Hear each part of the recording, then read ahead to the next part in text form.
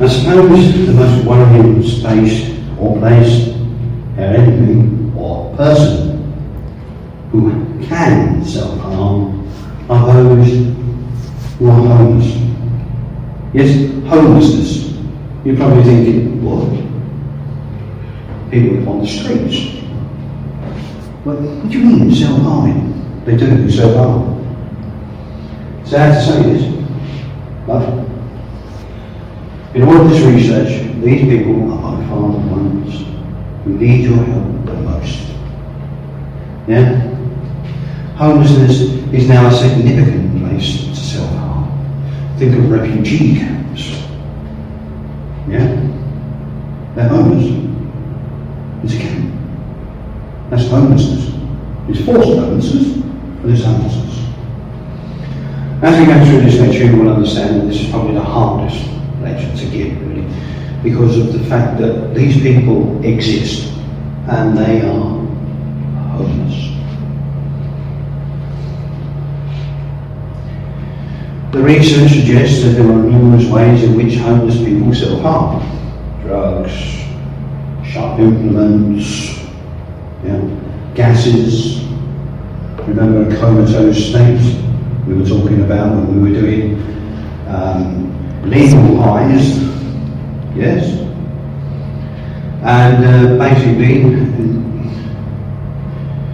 this is exactly to the point that drugs, knives and aids and non-drug forms like gases and asthma pumps are used to greater effect to cause the self-harmer to fall into a comatose state.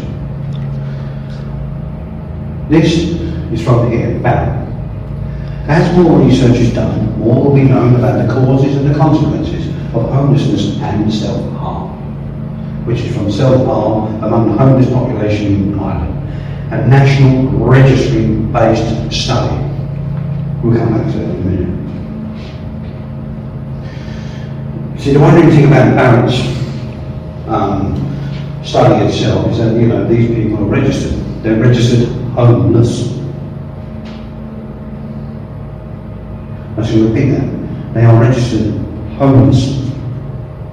So you think about it, not only is there a national registry of every single person who lives in a house, there's also a national registry for every person who doesn't live in a house. That's quite worrying, because they know these people exist.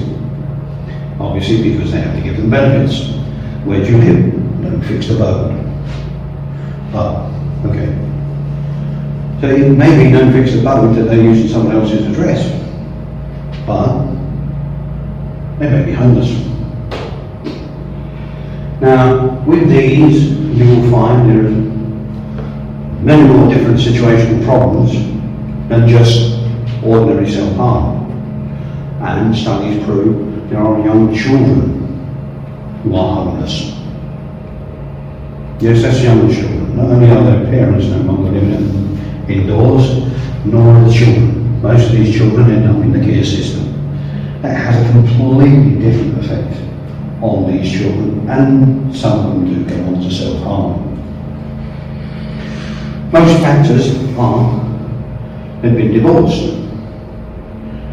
Obviously, sometimes from not being in the same relationship. The relationship is that, they were living with that person in cohabiting. That person had all the property, had everything else to go with it, and so on and so forth. And then that person died. The family then comes back and says, well, you weren't married to them. You're not entitled to anything. Get out. That's forced homelessness. Now, that is quite a sad scenario to be in. These people then fall out of the system. They fall out of the system so much that they can't stand being part of anything anymore. They're being thrown away, more or less. It's like the rubbish on the street you should throw. Okay, there we go. Sad. As rents are increasing, people can no longer afford to stay where they're living. Rents can range from £395 a month in the north of England to nearly £2,000 in London. Yeah, that's a fact. Why there's so much disparity, I don't know. It's all the same bricks and mortar as far as I'm concerned. It's always the only thing I can think of is greed. So greed then ends up putting these people out, homeless. Yes, the reasons for homelessness are never ending. A person died that they were married to, but they can't function anymore without that person. They're part of that person's life. So what happens then is they fall out of the system. They then decide that, I don't know, I've got to find a coping level. Susan's no longer here. Don't ask me why Susan. This is the first name that came to my head. But for instance, that's it. Susan's no longer here. What do I do? Oh, I don't want to. Can't stand myself anyway. And then they start cutting. And if you think that isn't exactly how self-harm starts, you obviously that is exactly how it starts. I have studied this for years and years now, and I know full well that these people will have that one trigger that you do not expect. The homeless people may be doing this just for one reason and one reason only, and that is to end up in a hospital bed. Yeah? Now, all these factors that I said about here is basically because of death. Who was not married to the self-harmer, as I said. These self-harmers can rely on all the methods of self-harm mentioned in Module 1. That's all. If they do legal highs, they can have them sent to a friend's house. Remember Amazon? It does happen. And then they come along and say, oh, did a parcel come here for me? Yeah. You don't know what's in that parcel because it's against the law to open anyone else's mail. That is a fact. So don't open it, for goodness sake. Let them have their parcel, let them go, do whatever they want. You have to be vigilant with these people. As I said, most of these people just want a bed at night. Some say they're worthless, they're useless, they put a strain on the NHS problems and everything else because they're in a bed and then someone who really needs the bed doesn't have the bed. Does that person really need the bed? Really need the bed? Could the medication be given at home by yourself? Could you look after that person?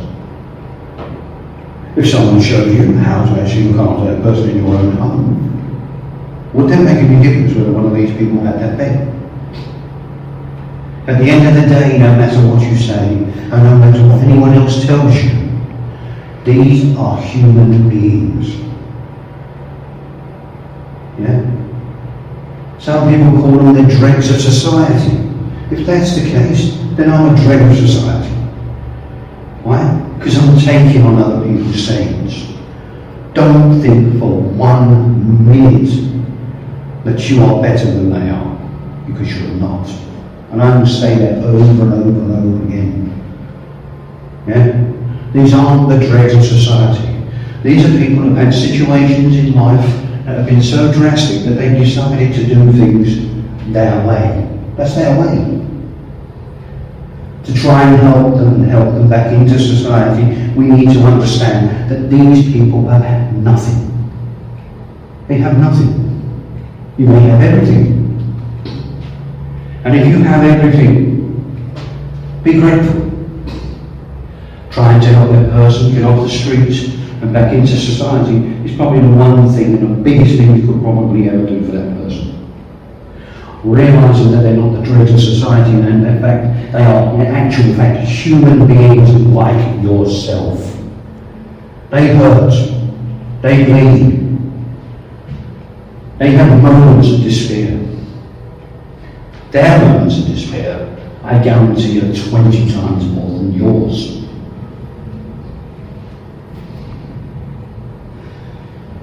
References? Sorry, I just get carried away with it, because basically I think it's really wrong that, the mediated roles of stress and maladaptive behaviours on self-harm and suicide attempts among runaway and homeless youth. Remember, there are youths out there who are homeless as well. Are they the dregs of society? They run away from home. Why did they run away from home? Did you ever know? Did you ever ask? That's the problem, you see. The one thing we never do in this world is we never ask the questions that really matter.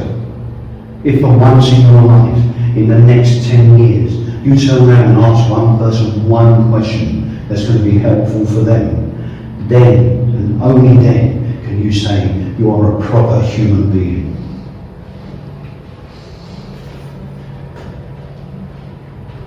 What research is there? The previous science suggests that this also, like that of public, private and institutional self-harm, are not left to just one nation to tackle. Not one nation in the world will you find that you cannot see self-harm. That's every nation. If collectively we all got together and decided, you know what, let's all sit down and talk about self-harm for a change. We talk about cancer. Yeah? We talk about depression. We talk about maladaptive situations, between people, they can't adapt to life, so they become maladaptive. We talk about cancer in men. We talk about everything else in society, like politics, religion, and everything else. And yet, when you ask a question to a professional, explain self-harm, they go, well, it's risk-taking behaviour. Is it? Okay, then define risk-taking behaviour. They can't. Why? Because we decided that when it comes to self-harm and those to self-harm, we should stick it in this box over here, far, far away from everyone else, and basically, well, never talk about it again. I believe, because we do that, and I believe 100%, because we do that, we are leaving these people more vulnerable than ever. Will we ever be able to help the most vulnerable in society? Hopefully. If we stick to it, we can help far more people than we think. Thanks for listening.